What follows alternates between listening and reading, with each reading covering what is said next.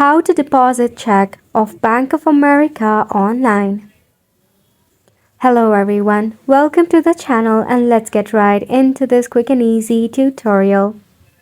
Did you know? Now to deposit your check in Bank of America, no need to line up in long queue or no need to even visit your Bank of America branch.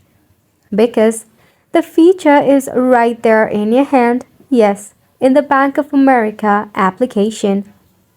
All you need to do is download the mobile banking app of Bank of America if you have not yet. Make sure to log in or register for your online banking system. Once logged in into your account, you need to head over and select on Deposit Check.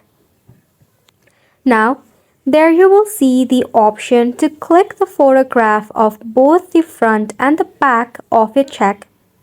Before capturing the photo, make sure to write for the deposit only at Bank of America. Then select the account to receive the deposit. Enter the amount and tap on Next.